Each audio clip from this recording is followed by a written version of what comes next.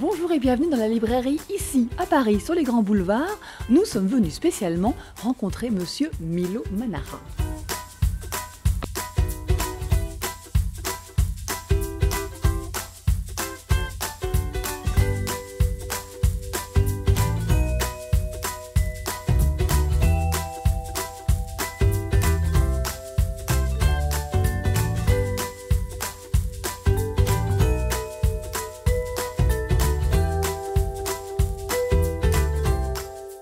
Monsieur Milo Manara, c'est évidemment un événement assez rare de rencontrer ce maestro, on peut dire ça, de la bande dessinée, 50 ans de carrière, puisque, cher Milo, bonsoir.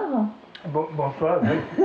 Après 50 ans de carrière, oui. C'est ça, non mais j'ai regardé, c'était précisément en 69 que vous avez publié votre premier Fumetti, c'était il y a 50 ans. C'est un anniversaire donc. Ouais.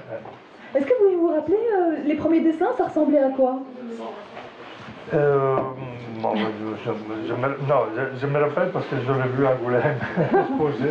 Donc c'était un paysage, il y avait un gratte-ciel avec une petite figure. Et donc je me rappelle parce que c'est le premier quand même, le premier, on n'oubliait pas, jamais. Et donc, mais pas parce que c'était un dessin inoubliable, c'était tout à fait oubliable. J'ai honte de l'avoir dessiné. Mais non. Mais quand même, non, la qualité de cette métier, c'était tellement modeste qu'ils ont donné la possibilité même à un jeune comme moi, que j'étais autodidacte tout à fait. J'ai fait des études de beaux-arts, mais pas de bande dessinée. De sculpture, il me semble que vous étiez assistant pour un sculpteur au départ. Oui, j'ai fait de la sculpture aussi. J'ai fait le dessin, la sculpture, comme les lycées artistiques, on faisait tout. Donc, et puis vous êtes tombé, vous me dites que j'ai faux, mais vous êtes tombé sur Barbarella. Vous avez découvert cette héroïne de Jean-Claude Forest et ça a été un espèce de déclic, on peut dire ça. Oui, c'est un déclic. À l'époque, j'étudiais architecture à Venise, à l'université de Venise. Mais j'avais compris que c'était vraiment ma route, ma carrière, mon intérêt, quoi. Et quand j'ai découvert Barbarella, j'ai compris que, oui, c'était le déclic, j'ai compris que c'était là mon futur. Et comme avant, je ne connaissais pas vraiment la BD, j'ai commencé à les connaître après de l'avoir dessiné. Voilà. Et maintenant, je la connais, je la presse de plus en plus. En même temps, elle était sexy, Barbarella. Est-ce que c'est ça qui vous a plu? Est-ce que c'était la bande dessinée pour vous? C'est ce type de bande dessinée qui vous a plu tout de suite? Oui, c'est aussi, bien sûr, l'érotisme qu'il y avait dans Barbarella, mais c'est surtout parce que c'était la première bande dessinée pour adultes que j'ai découvert. La bande dessinée pour les enfants ou pour les adolescents, ça ne m'intéresse pas vraiment parce que pour moi, encore aujourd'hui, les enfants et les adolescents sont des planètes mystérieuses. Je n'arrive pas à créer des contacts, de vrais dialogues, quoi. Pour moi, sont tout à fait inconnus, mystérieux. Vous avez publié des récits d'aventure, des récits historiques, mais c'est évidemment pour ces personnages érotiques et ces récits érotiques que vous êtes le plus célèbre, le plus populaire en France et dans le monde entier. On connaît Milo Manara dans le monde entier pour le déclic, le parfum invisible, ces personnages et ces récits qui nous ont marqués à vie. Vous avez conscience d'avoir quand même marqué la bande dessinée et l'histoire du 9e art grâce à ces récits-là? Non, je sais qu'il a eu beaucoup de succès dans le monde entier, mais je ne crois pas d'avoir marqué rien du tout. Je crois qu'il y a beaucoup d'expériences que tout le monde fait dans la vie, donc peut-être qu'il y a aussi un bande dessinée, mais c'est pas remarquable. Je n'ai pas marqué d'une façon remarquable. Ben, je ne suis pas d'accord, mais... Non, c'est parce que c'est aussi une responsabilité trop grande pour moi que je ne veux pas avoir. Ah, c'est ça, vous êtes très très modeste alors, disons ça. Milo Manara, vous avez collaboré avec les plus grands, Hugo Pratt, Federico Fellini, Alejandro Jodorowsky. Enfin, vous avez travaillé avec ces gens-là. Est-ce que, parlons d'Hugo Pratt, parce que lui, ça a vraiment été dès le début, il a été votre mentor un peu, parce que Giuseppe Darman, c'était aussi grâce à lui. Vous signez tout seul ce récit-là, mais on se doute. Oui, c'est vrai qu'il m'a vraiment changé la vie parce que avant je dessinais seulement, je n'écrivais pas le scénario. Et c'est lui qui m'a obligé à écrire mon premier scénario. Donc peut-être qu'on n'a pas conscience en général, mais quand on arrive à écrire son scénario, c'est vraiment la vie qui change. Il y a une phrase que j'aime beaucoup de Joseph Conrad, qui disait qu'il avait du mal à expliquer à sa femme que quand il regardait dans la fenêtre, il était en train de travailler. Et sa femme, elle ne croyait pas. Et en réalité, quand on commence à écrire, à inventer l'histoire, à écrire les dialogues et tout, on continue à travailler, on continue à penser, etc. Et donc, c'est vraiment notre façon de voir la profession, que ça, c'est quelque chose en plus qu'une profession. C'est aussi une déclaration bon, je voudrais dire assez philosophique, hein, quoi, de son point de vue sur le monde, voilà.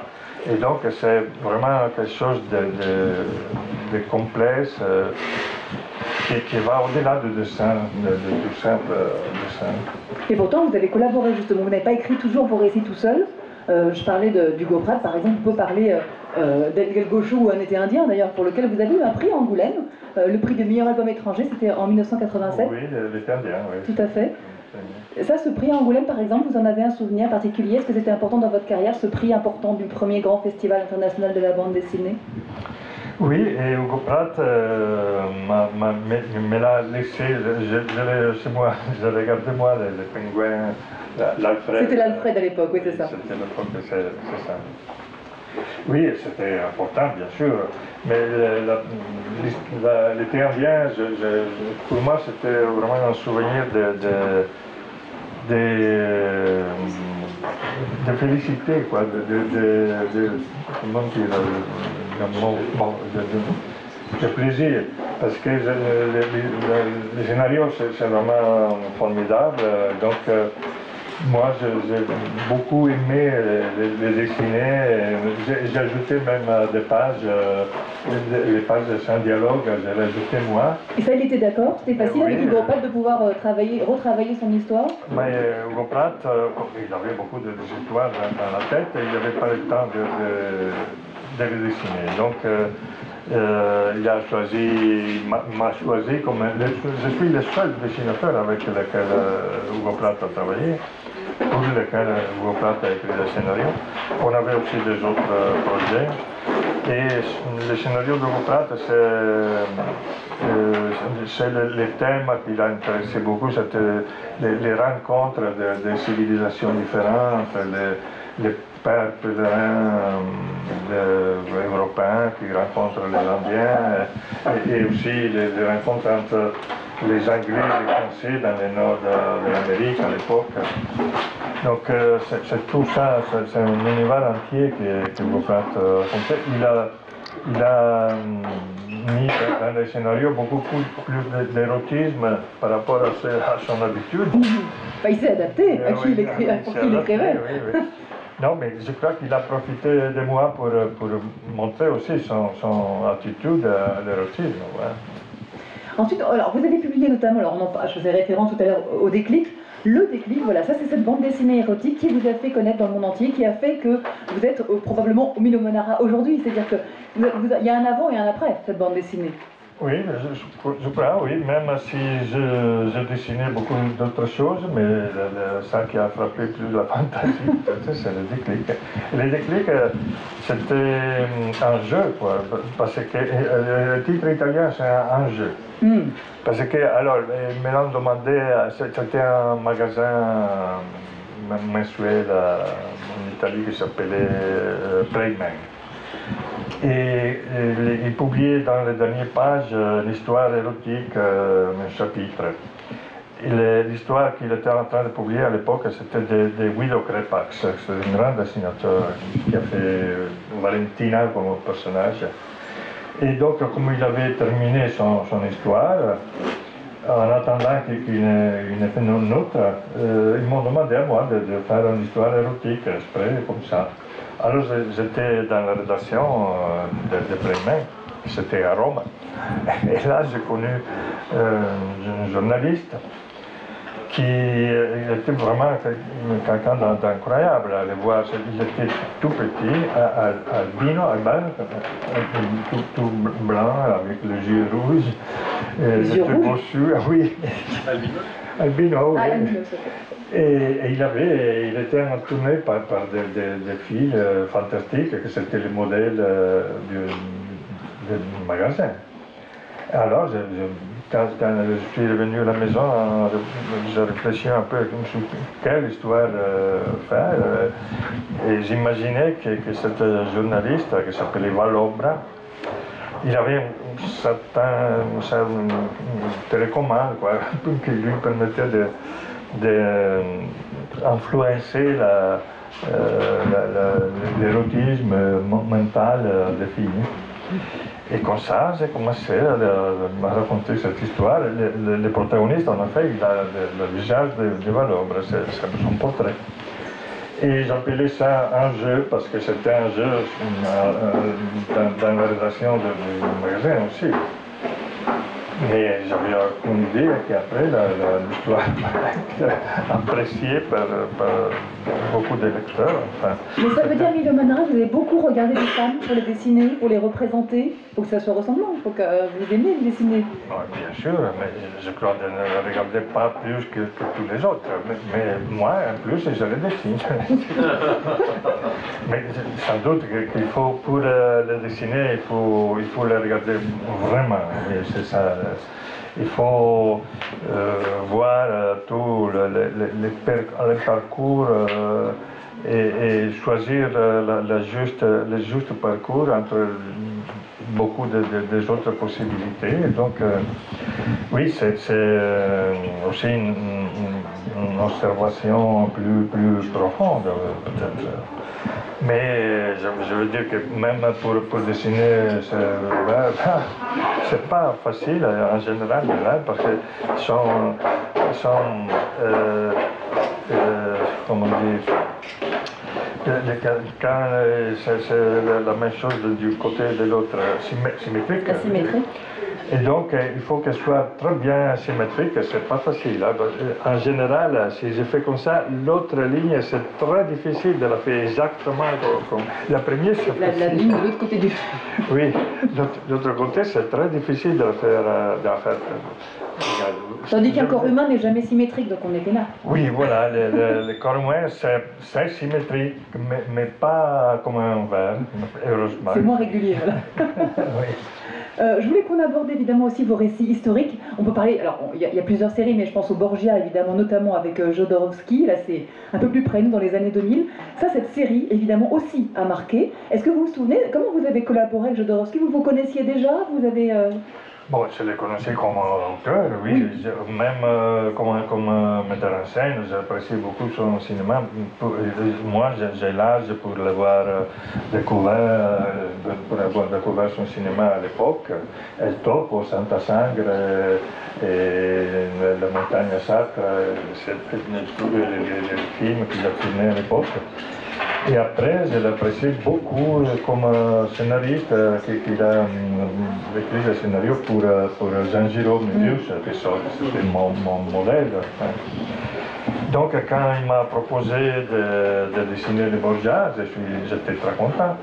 Et j'apprécie aussi qu'il a choisi un dessinateur italien pour dessiner une histoire qui s'est placée dans la Renaissance italienne, dans le cœur de la Renaissance. Le pape Rodrigo Borgia, il a été élu pape comme Alessandro XVI dans les 1492. Ouais. Et c'est la même année de la découverte de l'Amérique, donc toute l'histoire avec cette année a changé vraiment. Et les Borgia, ils ont géré un peu la religion dans ce moment, d'une façon mafieuse.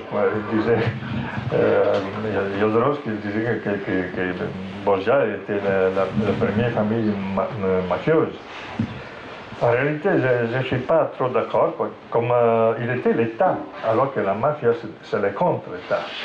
Mais là, il était vraiment l'État, il gérait le pouvoir. Donc oui, on peut parler de la mafia au pouvoir, mais c'est pas vraiment comme la mafia. La richesse, l'argent qui fait la mafia, c'est parce que c'est le contre l'État, c'est pas parce que c'est l'État.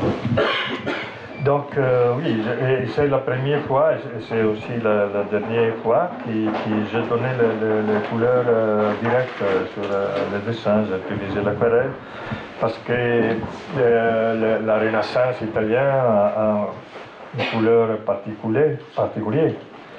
Et donc, c'était un peu difficile de trouver un coloriste qui faisait les choses exactement comme je le voulais, quoi. Et donc, j'ai colorié directement moi. Et voilà. Et j'ai travaillé pour 7 ans sur cette histoire. Borgia, ils sont sortis 4. Il y a 4 tomes, oui, qui sont parus. 4 tomes différents. Après, il a fait l'intégrale, le livre complet. Voilà. La dernière nouveauté qui vient de paraître aux éditions Glénat, c'est le Caravage. Il y a eu 2 tomes qui sont publiés. Là aussi, finalement, c'est historique, puisque dans cette histoire de biographie de ce peintre que vous admiriez, vous aviez envie de raconter son histoire et de fait de reconstituer aussi, encore une fois, cette période historique. Oui, les périodes, c'est pas les mêmes exactement, parce que c'est doublé un siècle dans les Borgia Caravage. Si on considère les siècles avant de nous, c'était vraiment très différent de nous maintenant. Et donc là, il y avait la réforme protestante, il y avait la contre-réforme, donc la peinture, elle avait aussi un rôle de religieuse, très religieuse. Les jugements derniers de Michelangelo Buonarroti, il y avait juste un rôle de contre-réforme. Et aussi tous les toits de la Capelle Sistine, comme on dit. C'est tout une description de la religion catholique contre-réformiste. Et ça, c'est important parce qu'à Caravage, ils ont été refusés des tableaux parce qu'il n'était pas vraiment contre-réformiste, il était plutôt hérétique parfois. Il y avait en effet un tableau, un grand retable autour duquel c'est toute l'histoire qui tourne, l'histoire que j'ai écrite, j'ai dessinée, que c'est la mort de la Vierge. Alors qu'on sait bien que selon la tradition catholique, la Vierge n'est pas morte, elle était portée dans le ciel avec les corps.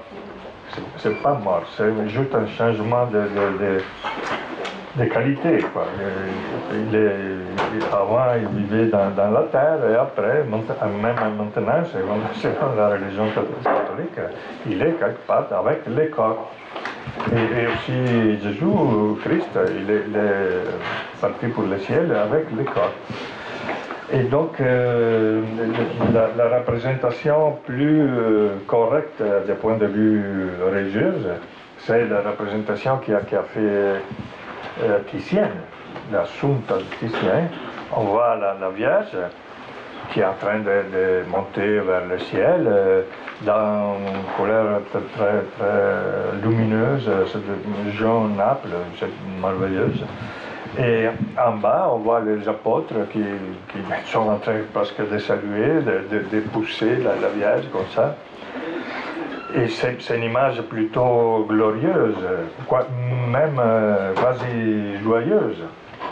Alors que le retable de Caravage, c'est vraiment dramatique.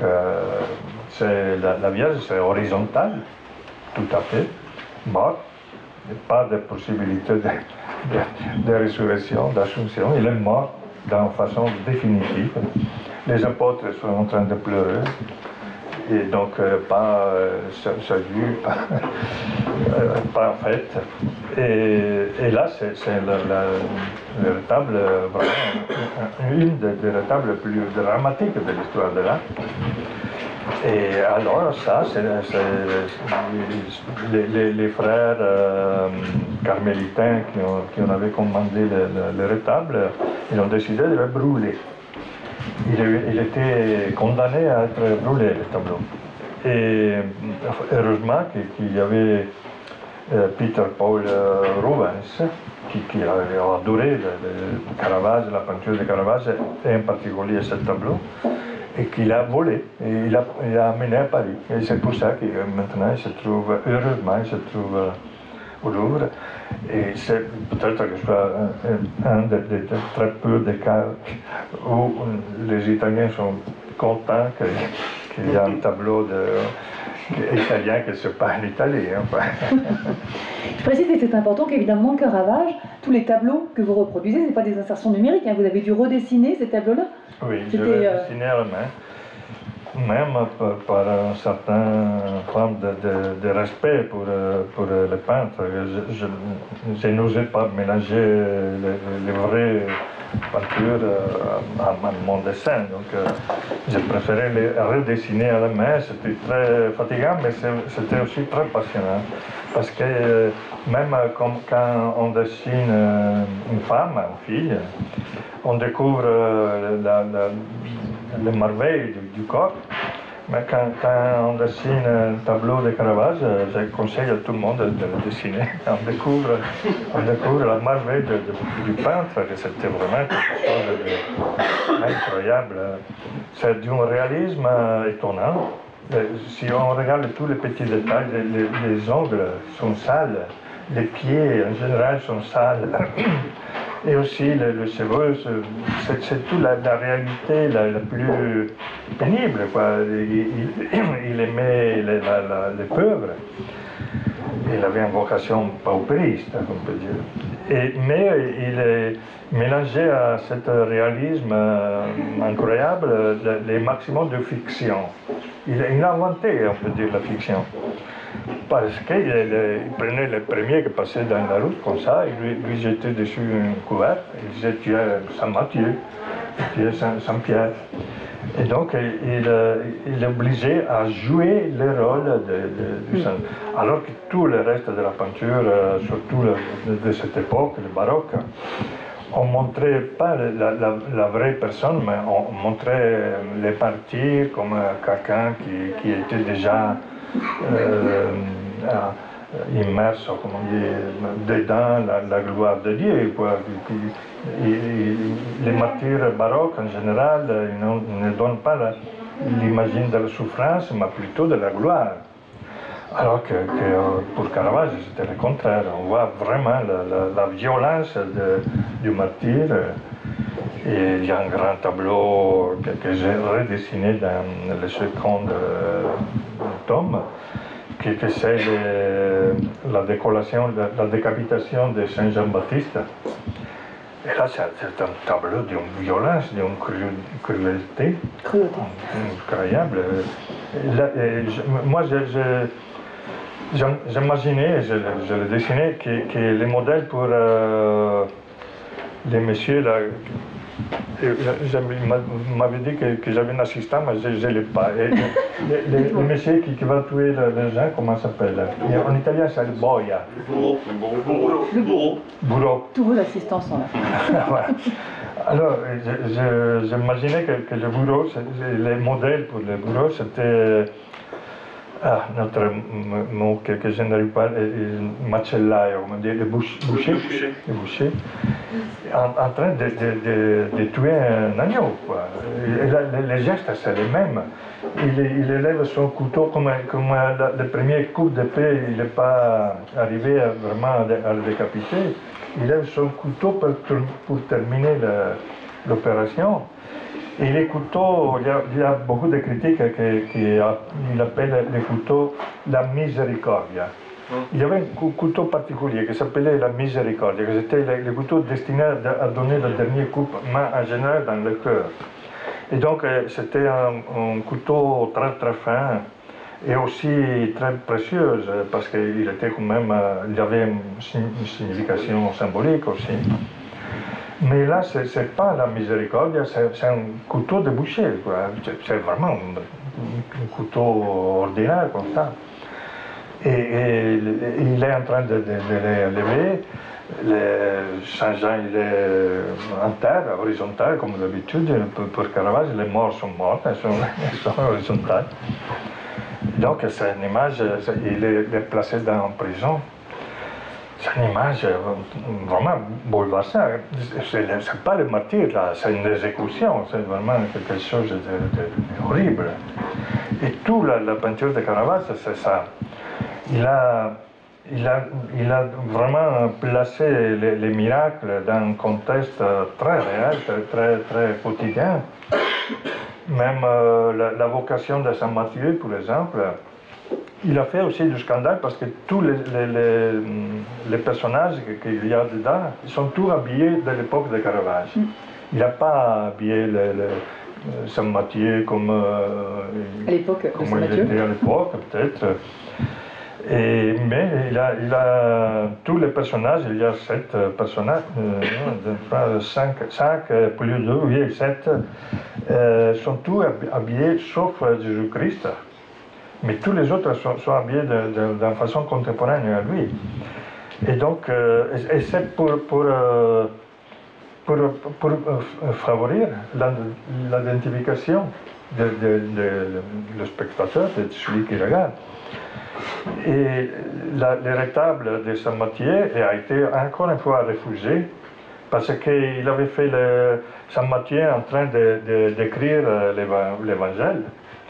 Et il y avait un ange qui lui conduisait la main. Il avait le monsieur, Saint Matthieu, il avait les mains grosses de paysan. Il avait pas les cheveux, il avait les jambes nues. Surmonté comme ça, avec un pied, un gros plan qui semble sortir du tableau. Et l'ange qui lui conduisait la main.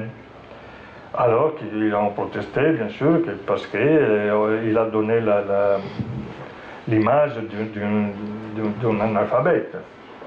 Alors il a été obligé à le refaire, il l'a refait.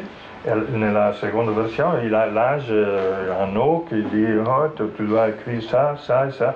Et l'autre, c'est là qui écoute et qui écrit.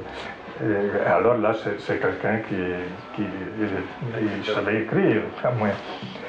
Donc il y avait beaucoup de tableaux qui sont. Les premiers tableaux de Saint Matthieu, c'est une curiosité, a été détruit à Berlin. Il a été volé par les nazis et il a été porté à Berlin. Et pendant les bombardements de Berlin, il a été détruit. On sent que vous êtes passionné par Caravage. Franchement, quasiment tout ce que vous racontez, c'est une vraie biographie. Non, mais dans les 2 tomes, vous nous racontez déjà beaucoup. Je voulais juste faire une dernière remarque avant de démarrer les signatures et les dédicaces. C'est que j'ai eu le grand plaisir de voir vos originaux dans cette exposition rétrospective que le Festival d'Angoulême vient de vous accorder. Et j'étais très étonnée de voir des très grands formats. C'est-à-dire que même, parfois vous faites des grands strips, sur les planches sont dans 3 parties. Vous dessinez des grands dessins. Vous n'êtes pas très minimaliste, cher Milo Manara. Non, je n'arrive pas à bouger dans de petits espaces. Donc, j'ai la main plutôt pesante, lourde. Et donc, j'utilise des outils très forts.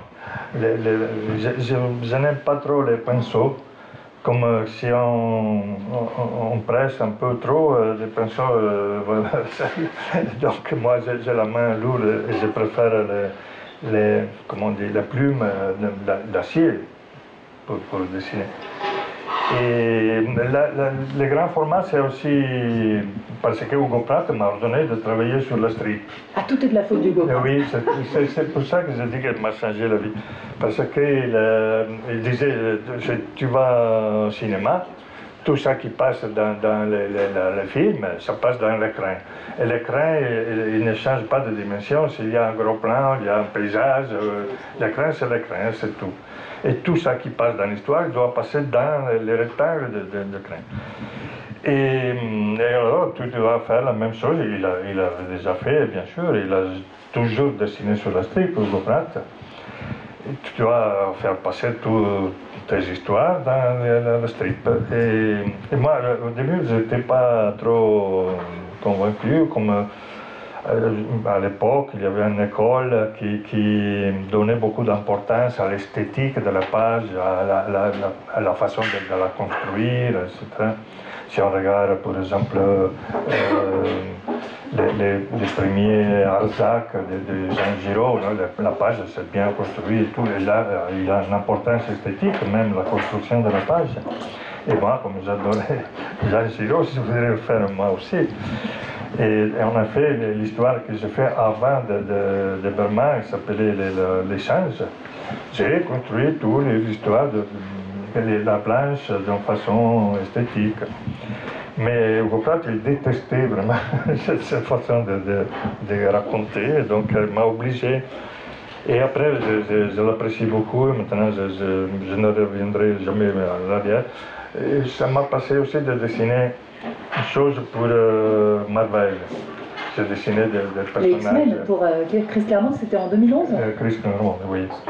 Et là, il y avait deux difficultés. La première, c'est qu'on était obligé, tous les dessinateurs Marvel, même les dessinateurs DC Comics, sont obligés à dessiner sur le papier qu'il donne lui. Le papier, c'est marqué Marvel, et il faut dessiner là. Et ce n'est pas un papier de bonne qualité, je veux dire. Et c'est aussi beaucoup plus petit de mon format habituel.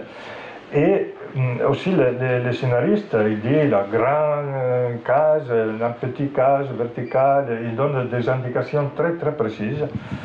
Et donc je me suis trouvé pas vraiment à mon âge, à mon âge. Oui. Mais là, je l'avais déjà. Quand je dessinais les choses pour Marvel, mais quand même, je fais ça que je peux.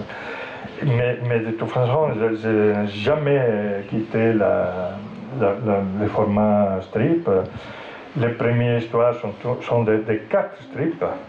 Et après, comme même les lecteurs, ils sont évolués et ils ont commencé à apprécier plus la finesse du dessin et les particuliers, etc.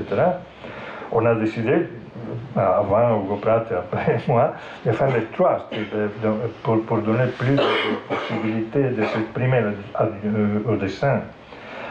Parce que comme ça, les ballons n'occupent pas trop d'espace, on a une possibilité de développer un peu mieux les dessins. Si on regarde le Blueberry de Jean Giraud, on regrette qu'il y a trop de mots, trop de ballons. Parfois, le dessin n'arrive pas à éclater comme... Parfois, oui, il fait des grandes cases où on a la possibilité de... C'est en fait pour le jeu, enfin. Mais souvent, il y a trop, pour moi, il y a trop de mots, trop de ballons, etc. Et quand on aime Giraud, on voudrait voir toujours Giraud et pas de mots. Nous, on voudrait voir toujours Milo Manara. Merci beaucoup, Milo. Grazie mille.